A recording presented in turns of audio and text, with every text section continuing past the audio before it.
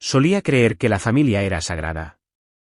No perfecta, no soy tan ingenuo, sino construida sobre algo real, lealtad, gratitud, tal vez incluso amor. Esa noche, me equivoqué. El Gran Laurel Hotel brillaba como una joya contra el horizonte de la ciudad. En el interior, el salón de baile estaba bañado en oro y marfil, candelabros de cristal, pisos de mármol pulido, asientos de terciopelo. Una mesa lo suficientemente larga como para 20 personas se extendía por el centro. En ella se sentaba la gente a la que llamaba familia, levantando copas llenas de vino que yo pagaba, comiendo comida que yo financiaba, riendo a mi costa. Había salido para una llamada de negocios, una práctica estándar, nada sospechoso. Pero cuando regresé, algo me detuvo antes de que pudiera volver a entrar. Una voz, familiar, aguda. Está demasiado concentrado en el trabajo para darse cuenta de que lo estamos exprimiendo, dijo mi madre. Honestamente, pensé que ya se habría dado cuenta, pero no. Nathan sigue pagando, como un buen pequeño cajero automático. Risas, casuales, crueles. Otra voz se unió a la suya, mi padrastro, Richard, brusco y divertido, cree que esta es su familia. Lindo, ¿no? No me moví. No podía. Mi mano estaba apretada alrededor del borde de la cortina, mi mandíbula tensa. Mi corazón no se hundió, se agudizó. Todos esos años, todas esas cenas privadas que pagué, las vacaciones que cubrí, la deuda que ayudé a liquidar. Y cada vez que pensaba que significaba algo, que tal vez estaba recuperando algo parecido al amor. No. Yo era una inversión, una cuenta, una estrategia. Podría haber entrado y exigido respuestas. No lo hice. Eso habría sido desordenado, emocional. No, yo sabía algo que ellos no sabían. Pensaban que era estúpido. Así que los dejé. Y ese fue su primer error. Regresé a la mesa como si nada hubiera pasado. ¿Todo bien?, preguntó mi madre, con una sonrisa dulce como el azúcar, demasiado practicada. Solo un pequeño retraso con un proveedor, dije serenamente, tomando asiento. Richard levantó su copa. Ese es el espíritu. Siempre trabajando duro. Asentí y dejé que la conversación fluyera a mi alrededor, charlas sobre clubes de campo, estaciones de esquí, relojes antiguos. Hablaban como la realeza, pero nada de eso era suyo, no realmente. Era mío. Y la máscara que llevaba, eso era nuevo. Ya no era su hijo. Ya no era Nathan, el proveedor. Era un hombre estudiando el filo de un cuchillo. A la mañana siguiente, llamé a Emily, mi asesora financiera, tranquila, eficiente, una de las pocas personas en las que confiaba. Quiero que todas las cuentas compartidas sean congeladas, dije. Todas ellas. Ella preguntó, vacilante, sí. Cada tarjeta, cada punto de acceso. Deje solo la mía activa. Hizo una pausa. Entendido. Al mediodía, aparecieron las primeras grietas. Richard llamó, su voz envuelta en pánico. Mi tarjeta fue rechazada en el club, ladró. Arréglalo. Simulé preocupación. Eso es extraño. No juegues, Nathan. Tengo reservaciones. Tengo. Lo investigaré, dije, y colgué. Pero no investigué nada. Observé, en silencio, fríamente, cómo tropezaban a través de un día sin mi billetera. Una semana después llegó la gala, una de las más grandes de la ciudad. Había estado en la junta durante 3 años, lo suficiente como para traer acompañantes que no tenían nada que hacer allí. Catherine llevaba diamantes que le había comprado el año pasado. Richard bebía un whisky escocés raro que no podía pronunciar. Y cuando subí al escenario, micrófono en mano, corazón firme, voz clara, sonreí. Quiero agradecer a todos los presentes esta noche, comencé, pero sobre todo, quiero agradecer a aquellos que creyeron en mí. No porque quisieran nada, sino porque realmente apoyaron el trabajo. La sala se quedó en silencio. Y esta noche, estoy haciendo un cambio personal. Estoy cortando los lazos financieros con aquellos que se aprovecharon de mí, que me trataron como un recurso, no como una persona. Jadeos. Miré directamente a mi madre. Lo he oído todo. Su copa de vino tembló en su mano. Dejé el escenario. Y en ese momento, supe que el juego había comenzado. A la mañana siguiente de la gala, mi teléfono se iluminó como si hubiera prendido fuego. 16 llamadas perdidas, 11 mensajes de voz, 5 mensajes de texto. Cada uno progresivamente más frenético, de Catherine. Los ignoré todos. A media tarde, el nombre de Richard apareció en mi pantalla. No esperó a las cortesías. ¿Qué demonios has hecho?, espetó. Tomé un sorbo de café negro y me recliné en mi silla, observando cómo la luz de la mañana se desplazaba por el piso de mi oficina. Buenos días a ti también. Esto no es gracioso, Nathan. Nuestras cuentas están congeladas. Catherine intentó comprar comestibles y la tarjeta fue rechazada. Fuimos humillados. El banco ni siquiera devuelve mis llamadas.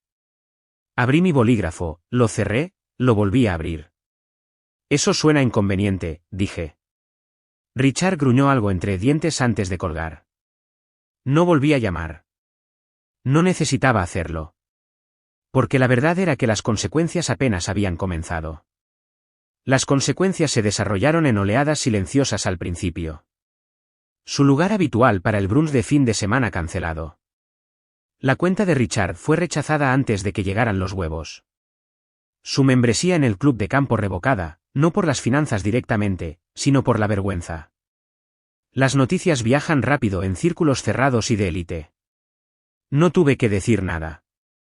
Simplemente dejé de proteger su imagen. Una vez que el escudo se fue, también lo hizo el respeto que habían construido. Una fortaleza social sobre mi nombre, y ahora la base se había ido. Para el final de la semana, el SUV de lujo que conducía Catherine había sido recuperado. La tarjeta de platino de golf de Richard, plástico muerto. Su sastre canceló las citas futuras. La compañía hipotecaria llamó 2 veces en un día. Me mantuve callado públicamente. En privado, me moví con precisión, correos electrónicos a los contadores, estados de cuenta reestructurados, divisiones de activos realineadas. No solo me estaba alejando. Estaba desmantelando cada punto de control que alguna vez pensaron que tenían sobre mí.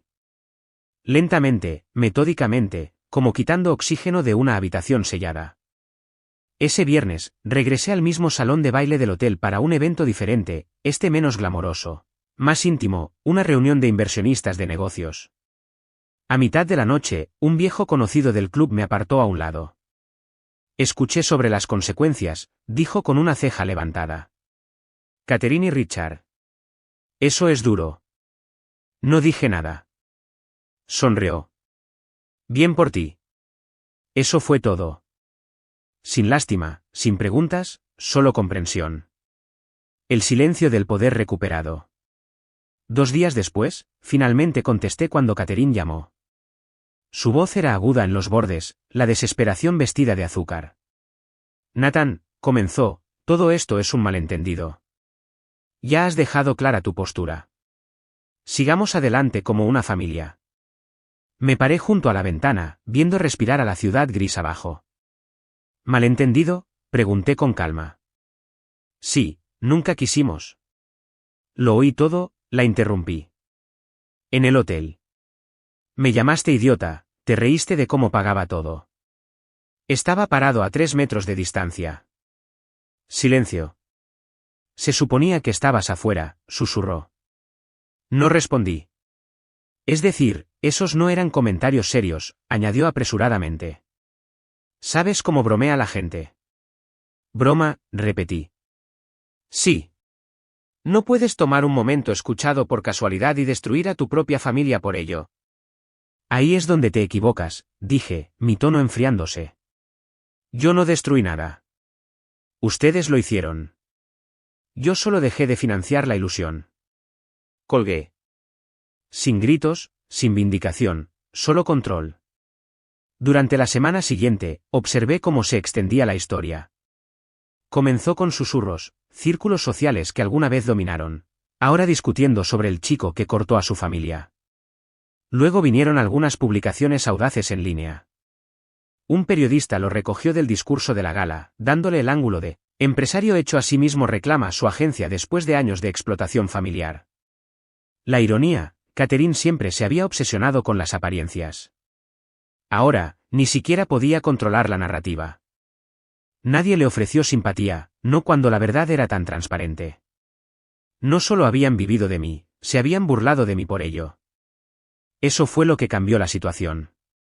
Para la tercera semana, habían perdido casi todo. La casa fue embargada. Vendieron lo que pudieron, relojes, bolsos, piezas de arte que nunca me gustaron de todos modos. El club de campo no solo los prohibió a ellos, sino que prohibió a cualquiera que los respaldara. Sus amigos desaparecieron más rápido que el vino que solían servir en esos branches de fin de semana. Recibí una carta más. Esta vez, no era de Catherine. Era de Jene, mi hermanastra. Ella había estado callada durante todo esto, hasta ahora. Sus palabras eran cortas, escritas a mano con tinta desigual: has dejado clara tu postura. Pero seguimos siendo familia. Si te queda algo dentro, ayúdanos. Por favor. Doblé la carta, la volví a colocar en su sobre, la deslicé en mi chimenea y observé cómo los bordes se curvaban hasta volverse negros. Porque no me extrañaban a mí, extrañaban lo que les daba. Y yo había terminado de dar. Pasaron semanas. No tuve noticias de Richard o Catherine después de que la carta de Jene se quemara en mi chimenea. Y por un tiempo, creí, tal vez, solo tal vez, que finalmente se habían rendido. Pero la gente como ellos no se va en silencio. Esperan, traman. La desesperación se agudiza en un último intento. Así que no me sorprendió cuando Richard apareció en mi oficina. Ni siquiera pasó de seguridad la primera vez. Pero regresó al día siguiente, más temprano, más humilde, y con una chaqueta que había visto mejores días. Lo dejé pasar. Cuando entró, casi no lo reconocí. La arrogancia se había ido, drenada de su postura. Su rostro, siempre bien afeitado, con las mejillas rojas de confianza, ahora parecía hueco, gris y rígido. Se sentó sin ser invitado. No estoy aquí para pelear, dijo, su voz rasposa, solo para hablar. Me recliné, con los brazos cruzados. Entonces habla. Suspiró como si le doliera. Las cosas se salieron de control, comenzó. No estábamos pensando. Deberíamos haberte apreciado más, Nathan. Deberíamos haberte tratado mejor. Deberíamos haber. Deberían haber, repetí. Dudó. Lo que quiero decir es, y cometimos errores. Has dejado clara tu postura. Los medios, los bancos, el club. Todo ha sido un infierno. Catherine apenas duerme. Perdí mi puesto de consultor. Jene se mudó con alguien que apenas conoce. Esperé. Nada de lo que decía era una disculpa, no realmente. Solo pérdidas. Se inclinó hacia adelante, bajando la voz como si eso lo hiciera más sincero. Siempre has sido brillante y generoso. Nadie lo niega. Y si lo reconsideraras, aunque sea temporalmente, podríamos. Lo interrumpí. Si estás aquí para pedir dinero, solo dilo. Parpadeó, luego apretó la mandíbula. Estoy aquí porque creo en la familia. Esa fue la frase equivocada. Me puse de pie. Déjame recordarte, la familia no se ríe a tus espaldas mientras vacía tus cuentas. La familia no te llama idiota cuando eres la única razón por la que han sobrevivido tanto tiempo. Su rostro se retorció. ¿Te criamos? No, dije bruscamente. Me toleraron. Me explotaron. Se burlaron de mí. Nunca me criaron. Sus manos se apretaron en puños. Eres tan ingrato. Ahí estaba. El verdadero Richard. Negué con la cabeza. Y sigues delirando. Caminé hacia la puerta. ¿Fuere? Se puso de pie lentamente, con la ira hirviendo a fuego lento bajo su expresión desgastada. Te arrepentirás de esto. Le di una última mirada. No, tú lo harás. Al día siguiente, apareció Catherine. No sin previo aviso. Llamó primero. Mi asistente preguntó si quería rechazarla. Dije que no. Todavía quedaba una conversación pendiente. Cuando entró, apenas la reconocí. Se había ido la elegancia a medida, las perlas brillantes y la postura erguida. Su cabello estaba recogido en un nudo áspero, su rostro desnudo, pálido. Se movía como si sus huesos estuvieran cansados. No dije nada, la dejé hablar primero. Tomó el asiento frente a mí, bajó los ojos y susurró, ya no sé qué hacer. No respondí. Las lágrimas brotaron de sus ojos. Mantuvo su voz suave, quebrada. Hemos perdido todo. La casa, los autos, incluso el personal. Jenny está enojada todo el tiempo. Richard, él también está enojado. Asentí lentamente. Eso suele suceder cuando la gente pierde la vida que robó. Ella no se inmutó, pero su labio tembló. Nathan, sé que cometimos errores. Sé que escuchaste cosas que no se suponía que debías escuchar, pero eso no fue todo. Eso no era lo que somos. La observé atentamente. Entonces, ¿quién eres, Catherine? Su voz se quebró. Tenía miedo. Estábamos tratando de mantener las cosas unidas. No queríamos usarte. Pero, lo hiciste. Tragó saliva.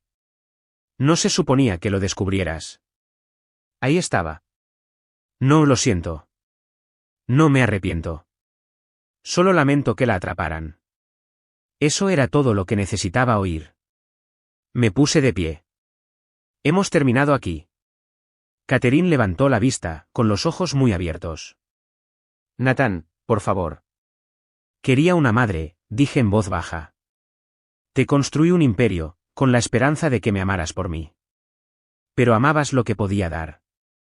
Y ahora eso se ha ido. Eres mi hijo, susurró. La miré a los ojos. No, soy tu antigua fuente de ingresos. Eso no es lo mismo. Abrió la boca, la cerró, sus manos temblaron. Y por un momento, solo un suspiro, la vi por completo. No como mi madre, no como la fría manipuladora que había sido, sino como una mujer cuyo imperio se había derrumbado bajo sus pies. Y no sentí nada. Ni rabia, ni alivio. Solo liberación. Seguridad la acompañará a la salida, dije con calma. No la vi irse, porque sabía que si lo hacía, alguna pequeña parte de mí buscaría la versión de ella en la que alguna vez creí. Y ya había terminado de buscar fantasmas. Esa noche, me senté en silencio, con el horizonte brillando más allá de la pared de cristal de mi apartamento. La ciudad estaba viva, seguía adelante, con o sin ellos. Me serví una bebida. La conversación final había terminado. La cadena, cualquier línea invisible que me había atado a ellos, estaba cortada. No les quedaba nada que tomar, y yo tenía todo lo que nunca valoraron realmente, la libertad. El silencio tiene un sonido extraño una vez que te acostumbras al ruido. Por primera vez en años, mis días no estaban salpicados de peticiones, favores o falsa preocupación enmascarada como charla familiar. Sin llamadas de Richard pidiendo otro aumento de liquidez a corto plazo. Sin correos electrónicos de Catherine reenviando una lista de deseos disfrazada de esenciales. Sin viajes de culpa pasivo-agresivos por perderme branches a los que solo me invitaban a pagar. Solo, paz. Y para ser honesto, al principio, se sentía mal. Como si me faltara una señal, una alerta, alguna alarma subconsciente que estaba programada para sonar cada vez que me atrevía a elegirme a mí mismo. Pero con el tiempo, el silencio se volvió mío. No una advertencia, una recompensa. Pasó un año. Mi negocio, una vez construido a la sombra de mi necesidad de complacerlos, ahora estaba a la luz, rentable, respetado, global. Ya no solo estaba ganando dinero, estaba construyendo algo de lo que estaba orgulloso.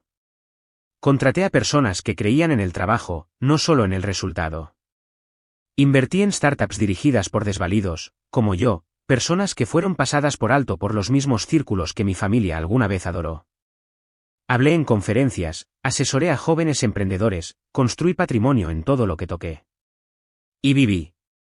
No actué, no probé. Viví. Las noticias sobre Richard y Catherine llegaron a cuentagotas, generalmente a través de susurros reacios o el ocasional artículo perdido. Su mundo se había derrumbado como una casa construida sobre el crédito y la arrogancia. Después de la ejecución hipotecaria, se mudaron a un condominio de 2 habitaciones en las afueras de una ciudad de la que solían burlarse. Se acabaron los clubes de campo, las invitaciones cosidas a mano, las fiestas engreídas donde me exhibían como un producto que ellos fabricaban. Richard aceptó un trabajo administrando un lote de autos usados. Apropiado, en realidad. Un hombre que alguna vez juzgó a todos por lo que conducían, ahora vendiendo sueños sobre ruedas que nadie quería comprar. ¿Catherine? Abrió una boutique en línea, revendiendo joyas de diseñador falsificadas bajo un nombre falso. Su biografía de Instagram decía, la elegance es atemporal. La ironía prácticamente me ahogó. Su caída no fue un espectáculo. Fue lenta, persistente, como el moho. Los amigos los abandonaron, su reputación, tan cuidadosamente construida sobre mis hombros, se desintegró bajo el peso de la verdad. Nadie quiere asociarse con el fracaso a menos que ofrezca una forma de volver a subir. Y ellos ya no lo hacían. Ya no eran útiles, al igual que yo lo había sido una vez. Una noche, recibí una carta. Estaba escrita a mano. No de Catherine, no de Richard. De Jenny, mi hermanastra. La que solía reírse con ellos, sin darse cuenta de que lo escuchaba todo. Sé que no merecemos nada. Sé lo que hicimos. Pero las cosas están mal. Realmente mal. Richard está enojado todo el tiempo. Mamá está enferma. Y no sé a dónde más acudir. Sé que no nos debes nada, pero tenía que intentarlo. La leí una vez, luego otra vez. No era cruel. No era manipuladora. Era simplemente triste. Pero la tristeza no borra el daño. Doblé la carta, caminé hacia el balcón y observé cómo la ciudad se movía, interminable, viva, despreocupada. Luego tiré la carta al viento, la dejé a la deriva como los últimos restos de un fuego ya apagado. Porque había hecho las paces con una verdad, nunca me quisieron. Querían lo que yo podía proporcionar, acceso, recursos, prestigio, aislamiento de las consecuencias de su propia mediocridad. Cuando dejé de ser su escalera, se dieron cuenta de lo poco que habían subido realmente. No los destruí. No los demandé. No expuse secretos que habrían destrozado la poca dignidad que les quedaba. Simplemente me alejé. Y se destruyeron a sí mismos. Su verdadero castigo no fue la pobreza. Fue la irrelevancia. Catherine una vez me dijo, cuando tenía 17 años e inseguro sobre un proyecto fallido, nadie recuerda a un finalista en segundo lugar, Nathan. Sé extraordinario o sé invisible. Ahora ella era invisible. ¿Y yo? Encontré algo mejor que la venganza, la paz. No del tipo performativo, sino del tipo real. El tipo que no puedes fingir en galas benéficas o envolver en cajas de Cartier. Estaba en la cima de mi propio imperio, no porque hubiera llegado allí para demostrar algo, sino porque sabía quién era cuando no quedaba nada que demostrar. Construí algo que no podían robar, algo que nadie podía heredar sin ganárselo, identidad, integridad, legado. La última vez que escuché algo sobre Richard, estaba tratando de lanzar un podcast sobre resiliencia y tiempos difíciles. Nunca salió al aire. Nadie quería escuchar los consejos de un hombre cuyo orgullo llevó a la quiebra su vida. ¿Y Catherine? Su boutique fue marcada por vender falsificaciones.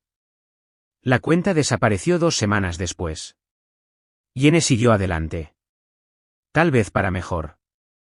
Tal vez aprendió algo. Espero que lo haya hecho. Pero su lección ya no era mi responsabilidad enseñar. Eso es lo que pasa con la liberación, no viene con aplausos. Llega en silencio, un martes cualquiera, cuando te das cuenta de que tu vida es finalmente tuya. Así que los dejé ir. A todos ellos. No por odio. Por claridad. Y eso, al final, fue la justicia más satisfactoria de todas. Porque en el momento en que me alejé, el juego había terminado. Historia 2. Al crecer en una modesta casa de 2 niveles en las afueras de un pequeño pueblo, aprendí rápidamente dónde me ubicaba en mi familia. Me llamo Maya, y desde el principio, estaba claro que mi hermana mayor, Isabelle, era la estrella del espectáculo. Isabelle era 2 años mayor, pero la brecha se sentía más amplia que eso, como si perteneciéramos a universos diferentes por completo. Ella era la niña de oro, y yo era, bueno, el acto de apoyo. Mi papá era dueño de una pequeña panadería que mantenía las luces encendidas, mientras que mi mamá se quedaba en casa, pero ayudaba durante los fines de semana ocupados. No éramos pobres, no exactamente. Pero los lujos estaban reservados para una sola persona, Isabelle. Ese proyecto fue increíble. Recuerdo a mi mamá prácticamente estallando de orgullo después de una de sus presentaciones escolares. Yo estaba parada en el pasillo, sosteniendo una cinta de la Feria de Ciencias, pero bien podría haber sido invisible. Esa era la norma. Isabelle disfrutaba del centro de atención mientras yo estaba parada en silencio entre bastidores. Ella recibía los últimos aparatos, ropa de marca, atención en primera fila. Yo recibía su teléfono usado, completo con una pantalla rota, y cualquier cosa que ella hubiera superado. En las reuniones familiares, la conversación era como un carrete de los mayores éxitos de los logros de Isabelle. Entre el 5% superior en sus exámenes SAT, papá sonreía a cada tía y tío. Y también jefa del equipo de debate. Mientras tanto, yo mantenía un GPA perfecto, gestionaba la recaudación de fondos para el club ambiental y hacía tutorías independientes los fines de semana. Pero nada de eso parecía registrarse. En algún momento, dejé de intentar que me vieran. Una vez, mientras doblábamos la ropa juntas, mi mamá dijo casualmente, Maya, deberías pensar en algo práctico para tu futuro. Tal vez servicio al cliente o venta al por menor. Trabajo honesto, no hay nada de malo en eso. Recuerdo su tono, suave, pero firme, como si me estuviera haciendo un favor, estableciendo expectativas realistas. Las palabras cortaron profundamente. No por lo que dijo, sino por la poca fe que llevaban. No era solo negligencia pasiva. Me alejaban activamente de soñar en grande. La aceptación universitaria de Isabelle fue una celebración en toda la casa. Papá trajo a casa sidra espumosa. Mamá preparó una comida de 3 platos. Y la cocina zumbaba con planes para su futuro. Anunciaron con orgullo que habían estado ahorrando desde el día en que nació. 2 años después, cuando fue mi turno, finalmente reuní el coraje para preguntarles si me ayudarían con la universidad. Tenía una lista de becas. Había planeado mis necesidades de matrícula e incluso sugerí que pidiéramos un pequeño préstamo. Mamá ni siquiera levantó la vista de su periódico. Maya, seamos realistas. La universidad no es para todos. Les recordé los ahorros que tenían para Isabelle. Papá suspiró, casi como si sintiera lástima por mí. Eso fue diferente. Isabelle tiene dirección. Sería mejor que trabajaras en la panadería. Necesitamos la ayuda de todos modos. Traté de discutir, incluso rogar. Prometí trabajar a tiempo parcial y devolver cada centavo. Ofrecí obtener un acuerdo notariado. Pero el golpe final llegó con la fría respuesta de mamá, no pedimos prestado dinero. Esa es una regla familiar. No cambiamos los principios por un niño. Esa noche, lloré como no lo había hecho en años. Pero a la mañana siguiente, tomé un camino diferente. Fui a las únicas personas que realmente me vieron, mis abuelos. Con lágrimas, puse todo sobre la mesa de su cocina. Los ojos del abuelo se oscurecieron, la mandíbula tensa. No tenemos ahorros, cariño, dijo lentamente. Pero encontraremos una solución. No te vas a rendir. Un mes después, vendieron su vieja casa de campo, en la que habían planeado jubilarse, y usaron el dinero para pagar mi educación. Todavía me duele el pecho solo de pensar en ese nivel de amor. Me aceptaron en una universidad decente y me mudé a varias horas de distancia para estudiar administración de inversiones. Era lo más lejos que podía llegar de la indiferencia de mi familia. Mamá y papá ni siquiera se despidieron cuando me fui. Pero el abuelo se mantuvo erguido y orgulloso, la abuela llorando en su bufanda, mientras me despedían en la estación de autobuses. A partir de ese momento, decidí que mi futuro sería solo mío. Y cumplí mi promesa. No volví a hablar con mis padres. La universidad fue difícil. Estudié sin descanso, sobreviví con fideos instantáneos y acepté trabajos independientes siempre que pude. 4 años después, con el título en la mano, volví a la ciudad, solo para encontrar que el mercado laboral no estaba listo para recibirme con los brazos abiertos. Finalmente, Conseguí un puesto en una pequeña empresa comercial. No era nada glamoroso, salario bajo, largas horas, pero era un comienzo. Conseguí un pequeño apartamento tipo estudio en la parte menos glamorosa de la ciudad, pero era mío. Cada centavo del alquiler se pagaba con dinero que yo misma ganaba. Luego llegó una llamada sorpresa. ¿Maya? Soy Isabelle, su voz azucarada, demasiado dulce para ser genuina. Ha pasado una eternidad. ¿Quieres venir a cenar este fin de semana? Pongámonos al día. Algo en su tono me puso la piel de gallina, pero dije que sí. Debería haber confiado en mi instinto. Cuando llegué, nuestros padres ya estaban allí. El novio de Isabelle, Ryan, un abogado engreído y demasiado arreglado, me estrechó la mano como si estuviera saludando al personal del hotel. En el momento en que nos sentamos, comenzó la inquisición. Entonces, cuéntanos sobre este trabajo, preguntó mamá, con las cejas levantadas como si esperara divertirse. Les di un breve resumen de la empresa comercial. Nada llamativo, pero estable. Vaya, interrumpió Isabelle, entonces, como un corredor de bolsa de descuento. Todos se rieron como si fuera lo más divertido que hubieran escuchado. Mamá se inclinó hacia Ryan. Isabelle está gestionando toda una sucursal regional ahora. Y Ryan acaba de ser nombrado socio menor. Papá se rió entre dientes. ¿Sigues buscando una camarera en la panadería, Maya? Piénsalo. Una graduada universitaria sirviendo pasteles podría ser un éxito. La risa fue aguda y familiar. Me quedé en silencio, mi tenedor tintineaba contra el plato mientras mi estómago se revolvía. Luego llegó el golpe final. ¿En qué vecindario estás?, preguntó Isabelle, casi inocentemente. Distrito de Beston, murmuré. Una pausa dramática, luego fuertes jadeos y caras exageradas. Eso es, comenzó. Donde viven todos los mendigos, terminó mamá, sacudiendo la cabeza. Se rieron de nuevo, como si acabaran de presentar un monólogo cómico. Esa fue la gota que derramó el vaso. Me puse de pie, con el corazón latiendo con fuerza. ¿Saben qué? Prefiero ser una mendiga que llegó aquí por sí misma que alguien que se pasea por la vida con el dinero de papá. Silencio. Sus expresiones engreídas flaquearon. Tomé mi bolso y me fui. Esa fue la última vez que los vi, al menos en sus términos. Es curioso cómo funciona la vida. 6 meses después, recibí una llamada de mi compañera de cuarto de la universidad, Tessa. Maya. ¿Recuerdas Maxwell Investments? Están abriendo una oficina regional. Di tu nombre. Maxwell era un trabajo de ensueño. Pasé días preparándome para la entrevista. Cuando llegó la llamada con la oferta, casi me caigo de la silla. Me lancé al puesto, largas horas, altas expectativas, verdadera responsabilidad. En 6 meses, entregué una de las carteras de mayor rendimiento de la empresa. Eso me valió una bonificación mayor que mi salario anual anterior. 12 meses después, compré un auto de lujo y sorprendí a mis abuelos con él. El abuelo lloró, tratando de devolverme las llaves. Me negué. No mucho después, firmé un contrato de arrendamiento para un ático en uno de los mejores edificios de la ciudad. Ahí fue donde Isabelle me volvió a ver. Estaba saliendo, con un café en la mano, cuando escuché una voz familiar. ¿Maya?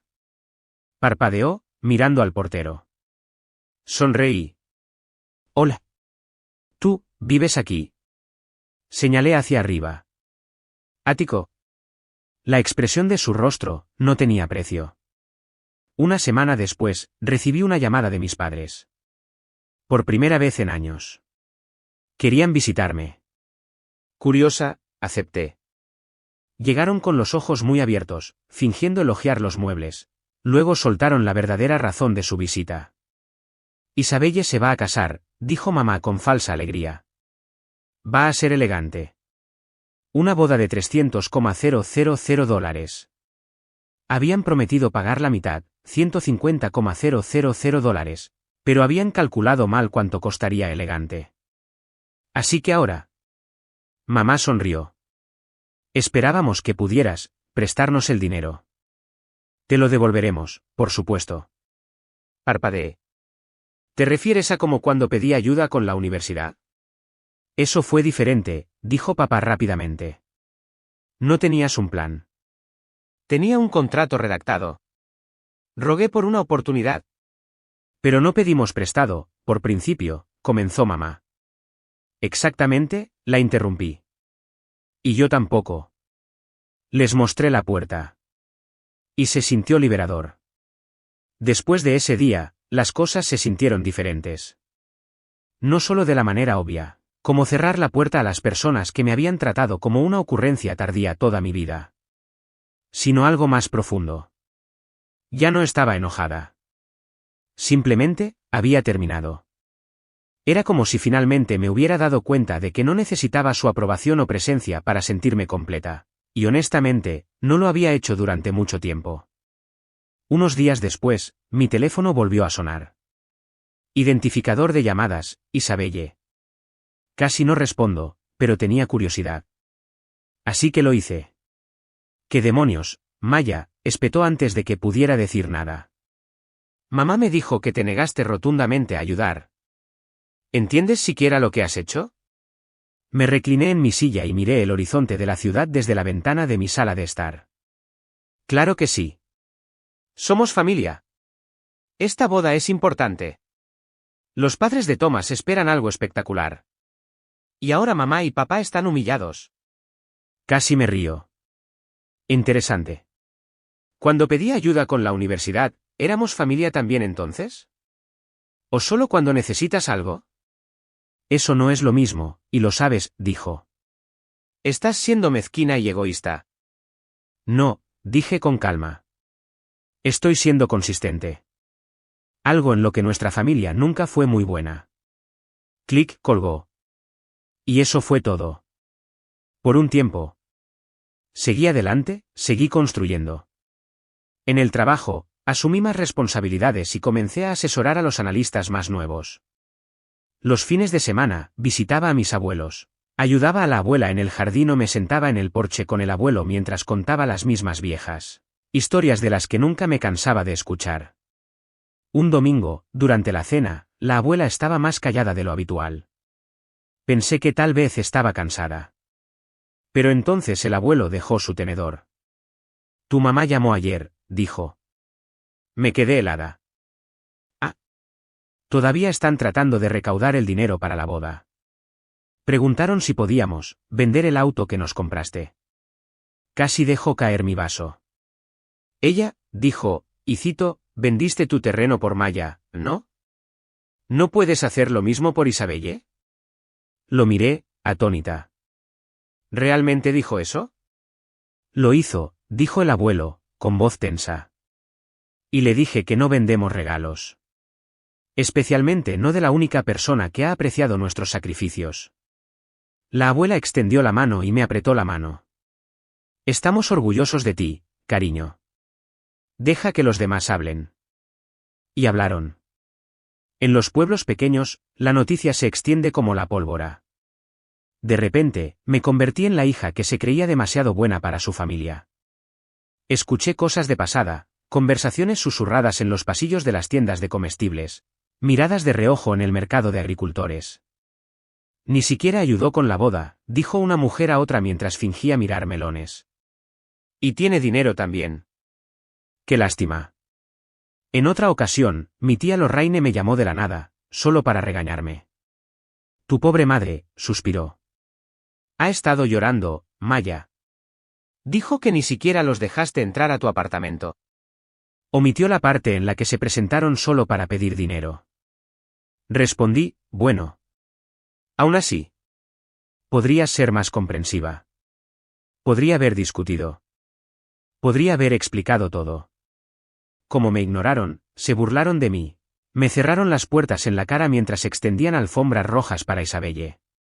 Pero no me molesté. Finalmente había aprendido que justificarte ante personas que nunca se molestaron en entenderte es una pérdida de energía. En cambio, me enfoqué en lo que podía controlar. A 2 semanas de la boda, recibí un golpe inesperado en la puerta. Isabelle, vestida con ropa de diseñador, maquillaje completo y esa misma sonrisa calculada que conocía demasiado bien. Necesito hablar contigo, dijo, empujándome al pasar como si fuera la dueña del lugar. No la detuve. Simplemente la seguí a la sala de estar y esperé. No se sentó. En cambio, deambuló por el espacio como si lo estuviera inspeccionando. Bonito lugar, murmuró finalmente. Gracias. Se volvió hacia mí, con las manos juntas. Está bien, voy a ser sincera contigo. Toda esta boda es más que una fiesta. La familia de Thomas están conectados. Esto podría cambiarlo todo para mí. Todo. Ya cambió, dije. Simplemente no te diste cuenta. Lo ignoró. Si mamá y papá no pueden reunir su parte, va a ser un desastre. No estoy siendo dramática. Nos avergonzará a todos. Pensarán que somos de clase baja o algo así. Arqueé una ceja. No les impidió llamarme mendiga cuando vivía en Cedar Street. Isabelle se estremeció. Eso fue una broma. No. Eso era lo que todos ustedes eran realmente. Suspiró, luego suavizó su voz. Maya, por favor. Te necesito. Esto es más grande que nuestro pasado. No, Isabelle. Esto es exactamente sobre el pasado, dije. Todos ustedes trazaron la línea. Tomaron sus decisiones. Ahora yo estoy tomando las mías. Caminé hacia la puerta y la abrí. No se movió al principio. Te arrepentirás de esto, dijo, en voz baja y enojada. Estás amargada porque siempre he sido yo la que ha importado. Sonreí. Y ahora estás aquí, rogándome. Así que dime, ¿quién importa realmente ahora? Salió furiosa. Más tarde esa semana, recibí una llamada de uno de los viejos amigos de la Universidad de Isabelle, Aaron. Alguien que siempre pareció demasiado real para permanecer en la órbita de Isabelle. Chica, no vas a creer lo que pasó en el club de campo, escribió.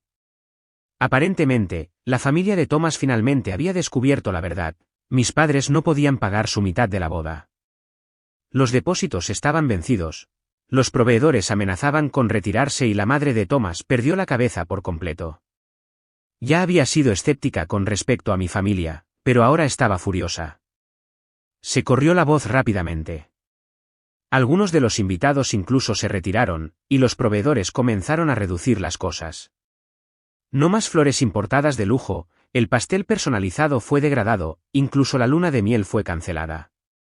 Al final, los padres de Thomas accedieron a financiar todo, probablemente más por apariencia que por otra cosa, pero el daño ya estaba hecho. La boda de cuento de hadas que Isabelle había planeado se convirtió en una lección de humildad muy cara. No fui invitada, por supuesto. Mis abuelos sí, pero respondieron con una amable declinación y un conflicto de programación inventado. En cambio, tuvimos un almuerzo tranquilo en su casa, solo nosotros tres, riéndonos con sándwiches mientras le enseñaba a la abuela a usar su nueva tableta. Más tarde, vi las fotos de la boda, gracias a las redes sociales, por supuesto. Los subtítulos estaban llenos de hashtags y citas de cuentos de hadas, pero las sonrisas no llegaban a los ojos de nadie. Thomas parecía que preferiría estar en otro lugar. Mis padres parecían rígidos y fuera de lugar, como si se estuvieran esforzando demasiado. ¿Y Isabelle? Se veía radiante, claro. Pero algo en su expresión me recordó a alguien que acaba de darse cuenta de que la corona en su cabeza estaba hecha de vidrio. Una foto realmente destacó, la madre de Thomas, captada a media mirada, mirando a mis padres con un disgusto apenas disimulado. El karma no siempre lleva un cartel de neón. A veces aparece en silencio, en grietas sutiles, en momentos en que las personas que una vez te hicieron sentir pequeño de repente quedan expuestas, no por tus acciones, sino por las suyas propias.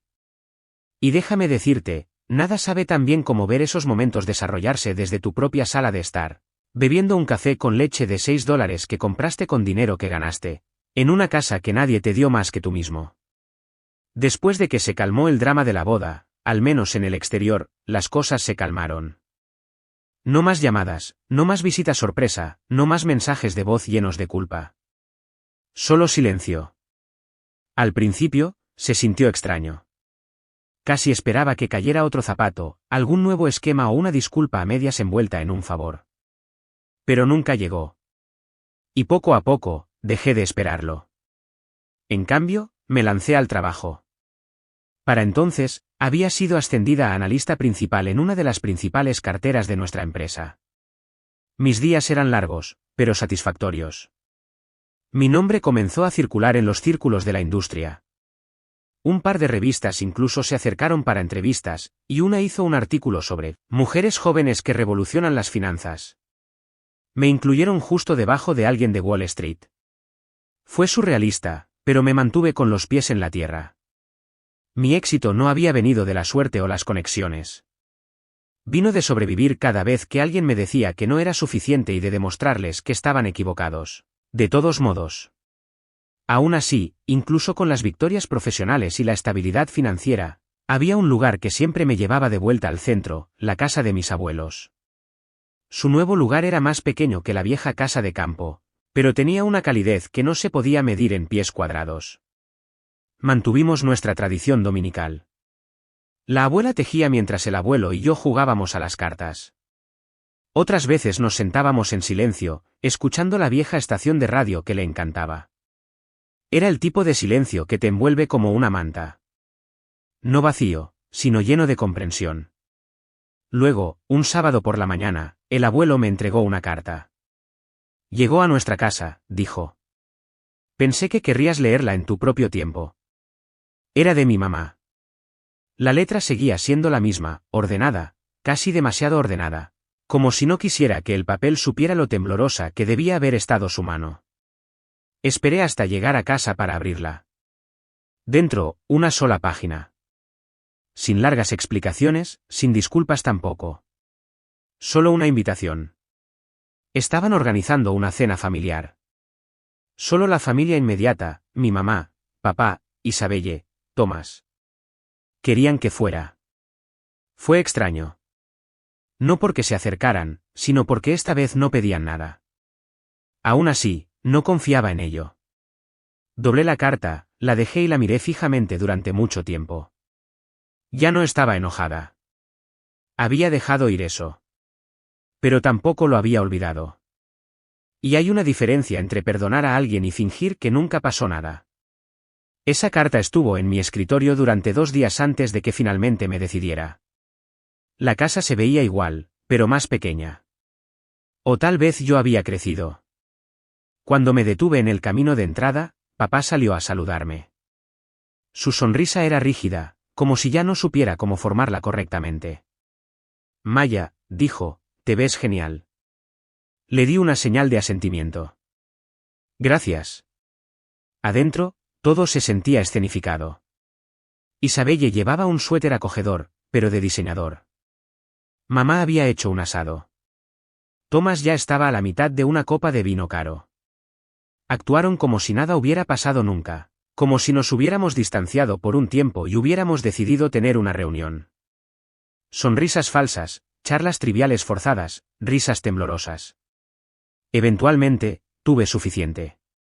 Dejé mi tenedor suavemente y miré alrededor de la mesa. ¿Por qué realmente me invitaron aquí? La habitación se quedó en silencio. Mamá se aclaró la garganta. Simplemente pensamos que tal vez era hora de arreglar las cosas. Empezar de nuevo. Isabelle miró hacia otro lado. Tomás bebió su bebida como si esto no tuviera nada que ver con él. Papá asintió. Hemos cometido errores. Y lo sabemos. Pero la familia real, encuentra un camino de regreso. Me recliné en mi silla, con los ojos tranquilos. Tuvieron años. Años para llamar, años para apoyar, años para aparecer cuando importaba. Pero esperaron hasta que el silencio se hizo demasiado fuerte. Mamá se estremeció. Nos equivocamos. Lo sabemos ahora. No, dije. Saben que ahora tengo éxito. Y eso es lo que cambió las cosas. No el arrepentimiento. No el amor. La visibilidad. Me levanté lentamente. No estoy enojada, de verdad. Encontré la paz. Pero no voy a ser parte de un espectáculo solo para que todos se sientan mejor. Eres nuestra hija, dijo papá, con voz casi desesperada. Siempre lo fui, respondí. Incluso cuando lo olvidaron. Y luego me fui. Así como así. Después de esa noche, no volví a saber de ellos. Al menos no directamente. Pero el pueblo hizo lo que siempre hace, hablar. Algunos dijeron que yo no tenía corazón. Otros susurraban que la familia me había dado la espalda y que finalmente estaba contraatacando. No corregí a nadie. Dejé que se preguntaran. Dejé que llenaran los espacios en blanco. No le debía la verdad a nadie. Los que importaban ya la sabían. Especialmente mis abuelos. Cuando les conté lo que pasó, la abuela simplemente me abrazó. Hiciste lo que tenías que hacer, dijo. A veces, dejar ir es la única forma de avanzar. Tenía razón. Esa primavera, me invitaron a una cumbre nacional de finanzas como oradora destacada.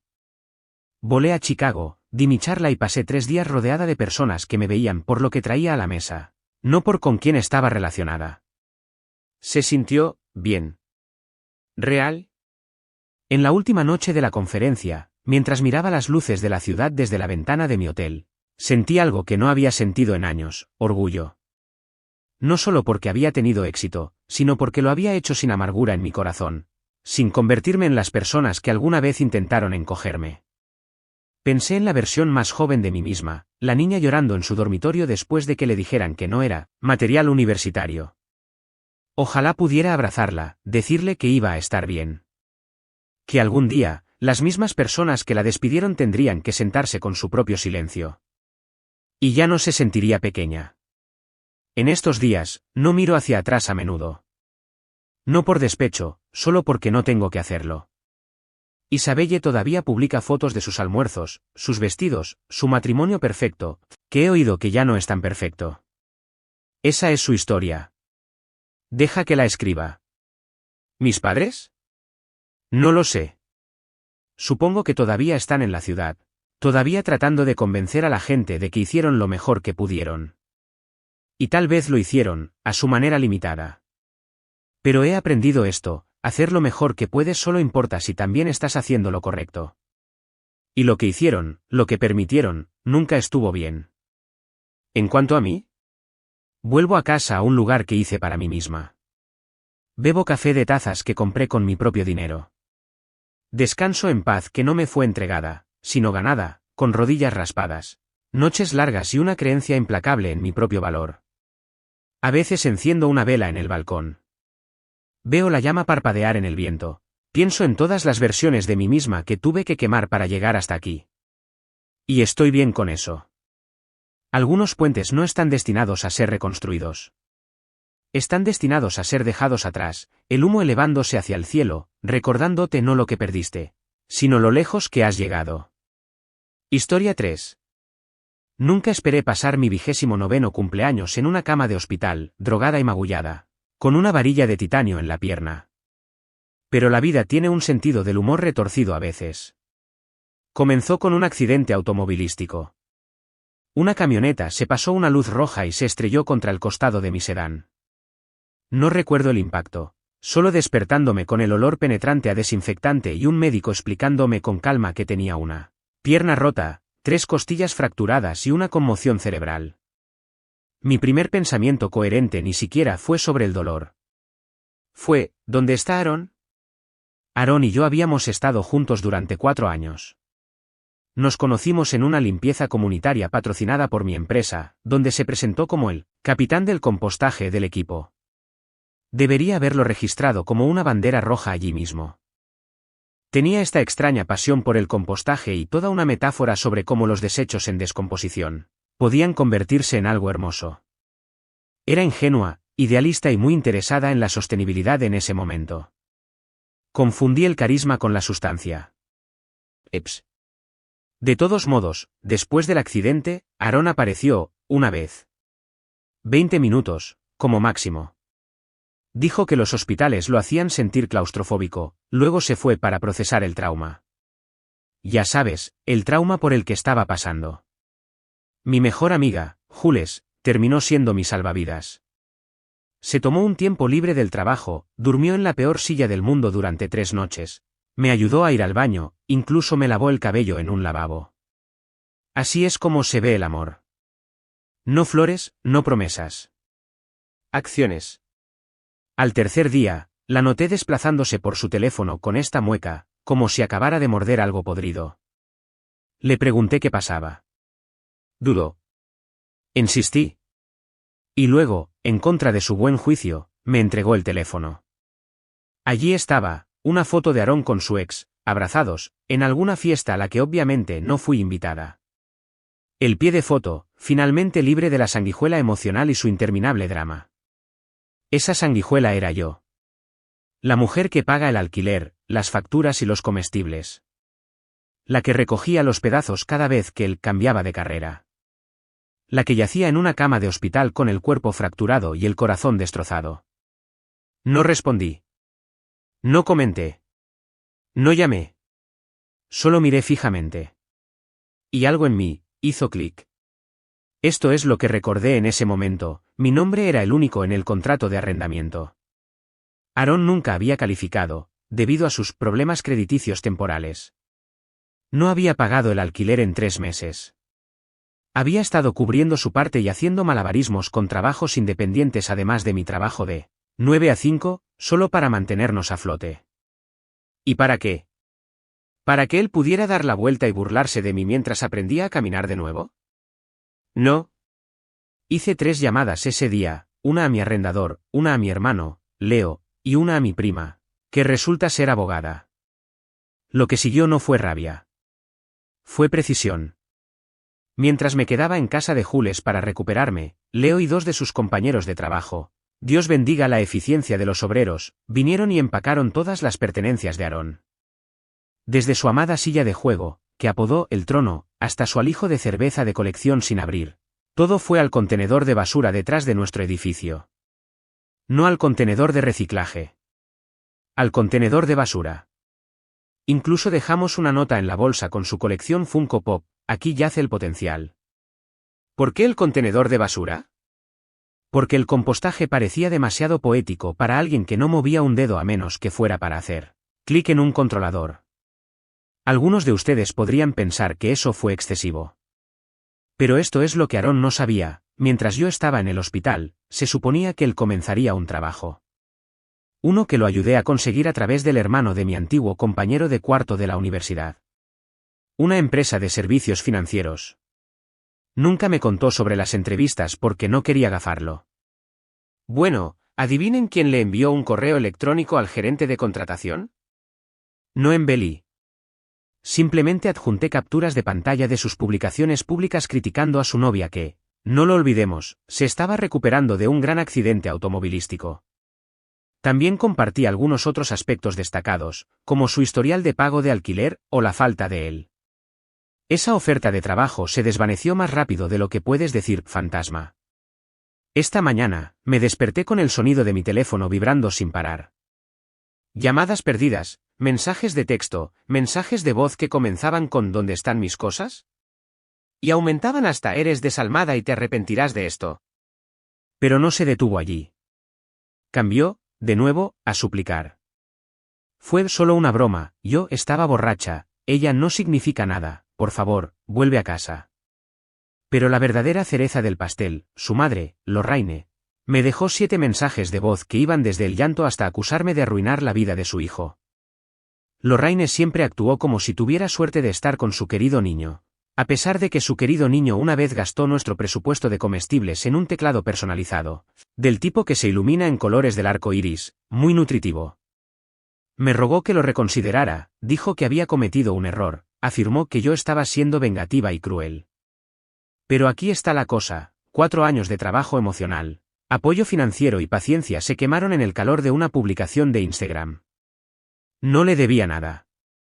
Y eso es solo el comienzo. Entonces, ¿dónde estábamos? Correcto. Aarón acababa de descubrir que todas sus cosas se habían ido. La oferta de trabajo había sido rescindida y su madre estaba explotando mi teléfono como si yo fuera la que había traicionado a alguien, en una cama de hospital. Esa mañana, había bloqueado su número, no dije una palabra. Pero Lorraine, ella estaba en una misión. Me golpeó con 17 llamadas en un solo día. 17. Finalmente, cedí y contesté, porque honestamente era eso o tirar mi teléfono por la ventana. Abrió con sollozos. Sollozos de telenovela en toda regla. Camille, por favor. No entiendes. Ha estado llorando durante días. No puede comer. No puede dormir. Está devastado. Y solo miré al techo, con la pierna elevada sobre almohadas, una bolsa de guisantes congelados en las costillas, preguntándome si pensaba que yo estaba durmiendo muy bien con un yeso, sola después de ser tomada por sorpresa, literal y figurativamente. Ella continuó. No tenías derecho a tirar sus cosas. ¿Sabes cuánto valían sus coleccionables? Oh, ¿lo sabía? Me lo dijo, todo el tiempo. ¿Esta tarjeta firmada? Vale 1000, fácilmente. ¿Ese teclado? Edición limitada. ¿Sabes qué más vale algo? El alquiler, Lorraine. Luego dejó caer esta pequeña pepita, iba a proponer matrimonio. Incluso me mostró el anillo. Un anillo, me reí. No pude evitarlo. A menos que lo hubiera tallado con facturas sin pagar y cajas de pizza, dudo mucho que existiera. Luego vinieron las amenazas. Destruiste su propiedad. Podrías ser demandada. Sí, mi prima, la abogada, no está de acuerdo. Y así, saqué el as. Le dije, Lorraine, ¿cuándo fue la última vez que Aaron pagó el alquiler? Silencio.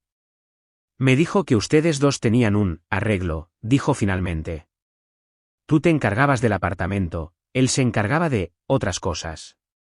¿Qué otras cosas?, pregunté. Más silencio. Así que le conté todo. Todo ello. 4 años cubriendo gastos, los comestibles, el wifi, las reparaciones del auto, la vez que tuve que empeñar el collar de mi abuela para cubrir su retiro de networking, que resultó ser un fin de semana en una cabaña con sus amigos y 3 cajas de cerveza. Le conté sobre la oferta de trabajo que lo ayudé a conseguir y cómo quemó ese puente con un solo pie de foto y una foto de sí mismo envuelto alrededor de su ex. Se quedó muy callada después de eso. Casi me sentí mal. Casi. Pero lo que vino después, fue el beso del chef. Rebobinemos un poco. La gran purga de Aaron, como la llamó Jules, fue un asunto familiar. Mi hermano, Leo, y sus amigos no solo estaban ayudando por amabilidad. Fueron minuciosos. Yo no estaba allí, obviamente, pero me enviaron fotos, la configuración de juegos en caja, extrañas figuras de anime empacadas con cuidado, su trono, sí, en realidad llamaba así a su silla, fue sacado como si fuera radioactivo. Parecía el desalojo más dramático del mundo. No dañamos nada. No rompimos ni quemamos. Simplemente nos aseguramos de que todo terminara donde pertenecía, con el resto de la basura. Excepto una caja. Esa caja tenía las cosas importantes, certificado de nacimiento, pasaporte, algunas fotos familiares antiguas. La dejamos con el arrendador, quien, Dios lo bendiga, está completamente de mi lado después de que le mostré la publicación de Instagram y le expliqué todo. Incluso ayudó a cambiar las cerraduras. Hablando del arrendador, me dijo que Aaron regresó 2 veces. La primera vez, trató de actuar como si todavía viviera allí. La segunda vez, amenazó con llamar a la policía. El arrendador dijo, adelante. Podemos explicar su historial de pagos mientras lo hacemos. Aaron no llamó a la policía. Sorpresa. Pero volvamos a la oferta de trabajo. Todavía no le había contado a Aaron sobre ese pequeño giro. Pero las noticias viajan rápido en ciertos círculos. Resulta que el gerente de contratación, el hermano de mi antiguo compañero de cuarto, es muy grande en integridad. Me dijo directamente, no nos arriesgamos con las personas que se jactan en línea de deshacerse de sus novias, necesitadas, mientras se están recuperando en un hospital.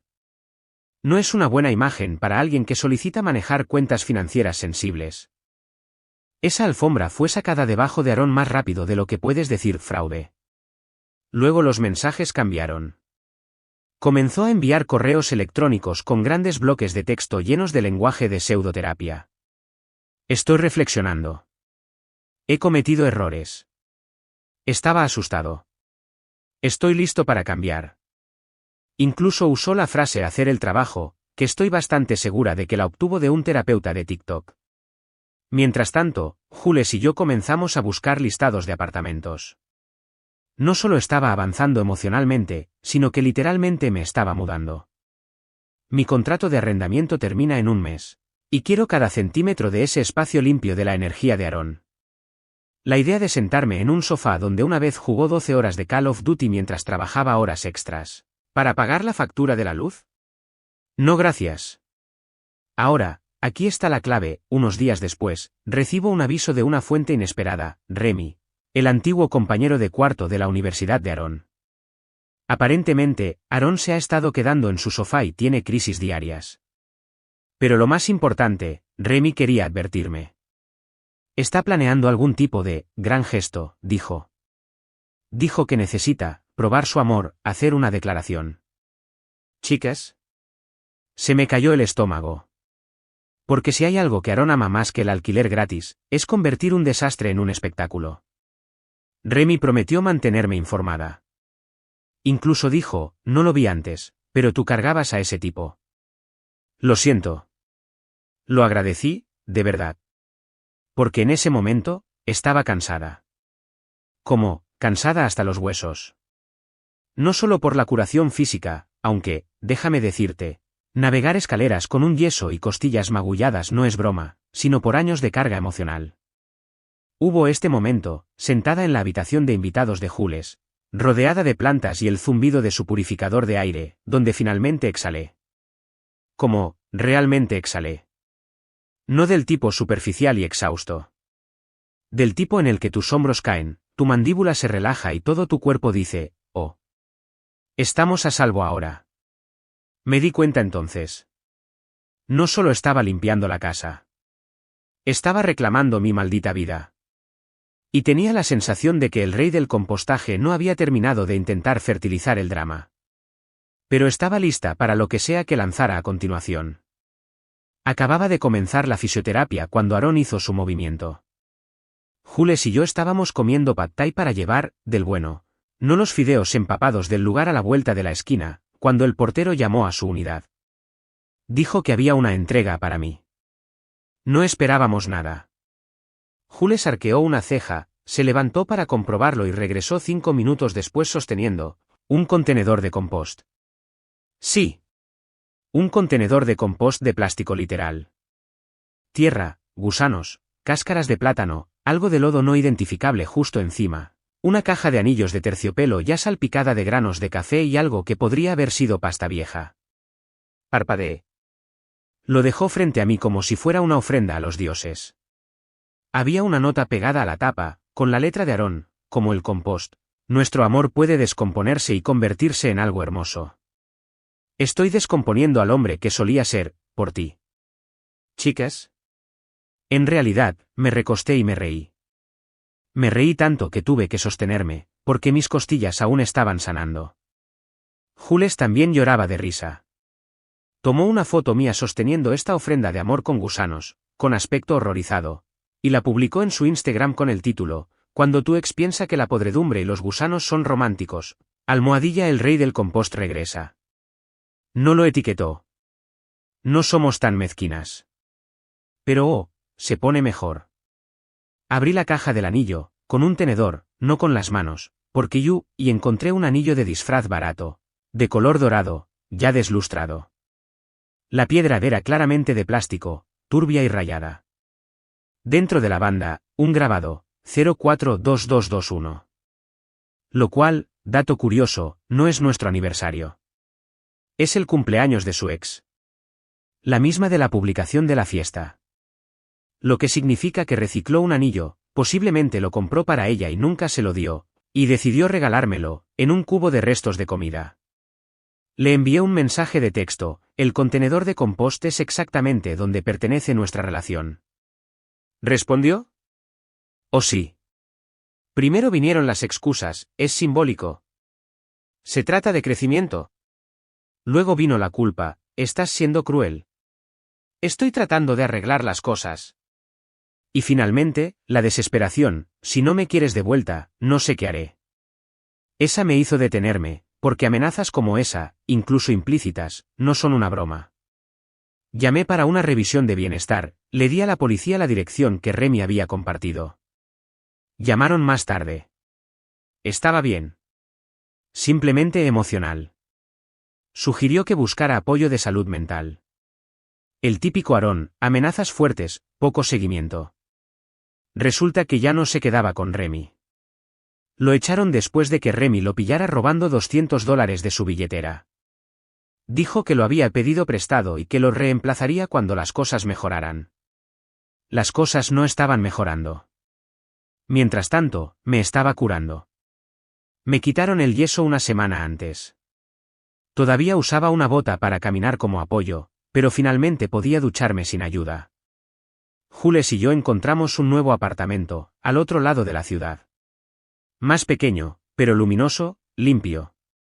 Tenía un balcón donde comencé a cultivar tomates en macetas. Por primera vez en años, mi casa se sintió como mía. Y luego Lorraine llamó, de nuevo. Solo una vez. Se había quedado callada después de que le envié los registros bancarios, los recibos del alquiler y la prueba del agujero financiero en el que Aaron me había arrastrado. Cuando llamó, esperaba más excusas. Lo que obtuve fue algo más. Se disculpó. Dijo que estaba avergonzada. Dijo que le había creído cuando afirmó que yo era inestable, que no podía mantener un trabajo, que él me estaba apoyando en un momento difícil. Le dijo a la familia que el apartamento era suyo y que yo solo estaba viviendo gratis. Que el auto que conducía, el que quedó destrozado en el choque, era suyo y que me había dejado usarlo por amabilidad. Parecía cansada. Dijo que Aaron les había estado pidiendo dinero a ella y a su hermano durante años, por emergencias. Resulta que yo no era la única que estaba siendo utilizada. Es bueno fingiendo, me dijo. Pero creo que fuiste la última persona que realmente creyó en él. Y tal vez por eso lo perdió cuando finalmente te detuviste. Luego hizo algo que no esperaba. Me envió un cheque.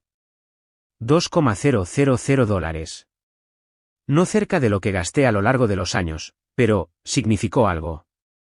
Esto no es de Aaron, escribió en la nota. Es de mí.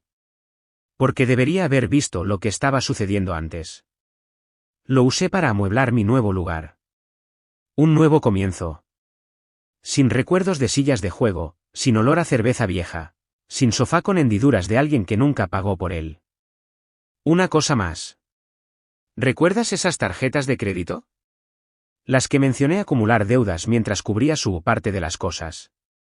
Bueno, resulta que algunas de ellas eran cuentas conjuntas. Las que abrió usando mi información, luego dejó de pagar cuando los saldos se volvieron demasiado altos. Había estado investigando con mi banco y un asesor financiero. Después de semanas de idas y vueltas, pudimos separar algunos cargos y demostrar que alrededor de $11,000 de esa deuda era puramente suya. No me detuve allí. Lo recopilé todo: estados de cuenta, capturas de pantalla, recibos de Venmo, mensajes de texto donde se jactaba de jugar con el sistema, y lo envié a cada persona a la que le había pedido dinero prestado: sus padres, su hermano, amigos en común, incluso Katie, la ex. Sin comentarios. Solo los hechos. Deja que decidan con qué tipo de hombre estaban tratando. Katie en realidad me envió un mensaje. Dijo que no tenía idea de que todavía estaba con él cuando sucedió esa fiesta. Afirmó que Aaron le dijo que habíamos terminado hace meses. Le creí. Parecía horrorizada. Se ofreció a enviar capturas de pantalla. Me negué. Ya sabía lo suficiente. ¿Y la cereza final? Aaron creó un GoFundMe. El título: Sin hogar después de una ruptura por venganza, necesito ayuda para reconstruir mi vida. La descripción era pura ficción.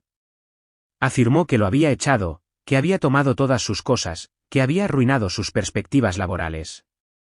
Incluyó una selfie triste, desde el sofá de alguien, probablemente el de Remy, antes del desalojo. Pidió $5,000. Duró 6 horas antes de que fuera marcado y eliminado. ¿Por qué? Porque mis amigos lo denunciaron por fraude. Y alguien, tal vez Jules, tal vez Leo, dejó un enlace a la publicación de Reddit debajo. Y amigos. Reddit cumplió. Esa sección de comentarios se leía como un interrogatorio en la sala del tribunal. Eliminó toda la recaudación de fondos. Luego vino el acto final. Se presentó en mi antiguo apartamento. Trató de entrar. El arrendador llamó a la policía. Aaron les dijo que vivía allí y que lo había encerrado ilegalmente. La policía pidió identificación. No tenía ninguna con esa dirección. El arrendador me respaldó. Se fue, esposado. No por allanamiento, sino por una orden judicial completamente no relacionada con multas de tráfico impagas que ni siquiera conocía. Supongo que también había estado ocultando el correo. Pasó 2 noches en la cárcel. Su hermano lo rescató. No su mamá. Esta vez no. Y después de eso, silencio. No más correos electrónicos, no más metáforas de compost. Simplemente, nada.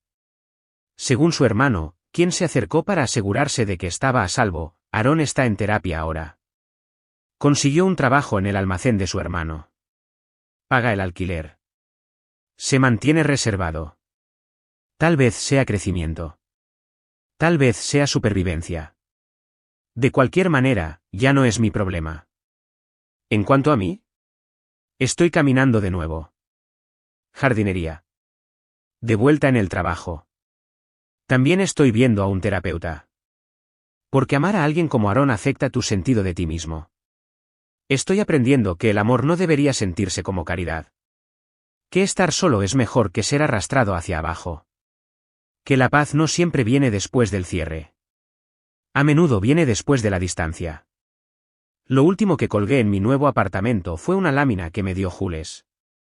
Letras blancas sobre lienzo negro, el compost sucede. También la curación. Ella me entiende. Y si Aaron alguna vez envía otro contenedor de compost, tengo el lugar perfecto para ponerlo.